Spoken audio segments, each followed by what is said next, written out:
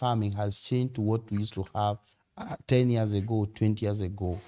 20 years ago, when we were farming in our villages or in the rural areas of Ugenya, Busia, and other places, we never used to use the industrial fertilizer or the chemical fertilizer, the likes of DAP, CNN, whichever you're calling it.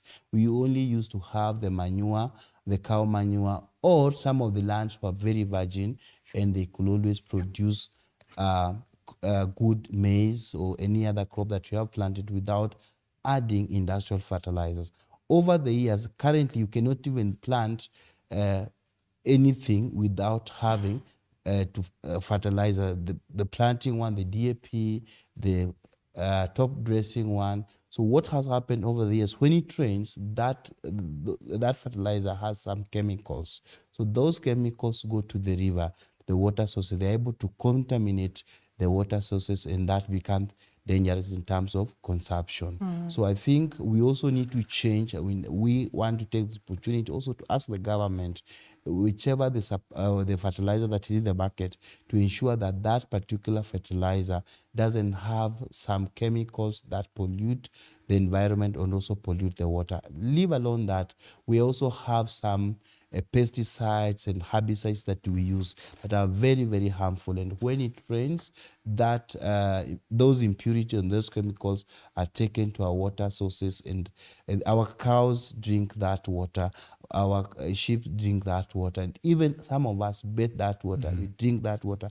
The same water, we use it to water our crops, and that we still consume that, and that's why we get this we get cancers and various diseases that we can't explain. Okay. And a study has been done, and also have done articles before on herbicides such as Roundup. And of course, I mention this boldly. I know Linda is looking and wondering whether that is legally right. There's a case that was won in California about Roundup, and Roundup has been banned in other countries, but we are still using in this country. Okay. So I'll also call upon the government to ensure that some pesticides and herbicides that have been banned elsewhere in the world, they should not be dumped here, and including some technologies, such as some batteries that we're using, and even these things that are coming with maybe computers, the lithium, that are very, very harmful to the environment and water sources, should be banned, so that we only have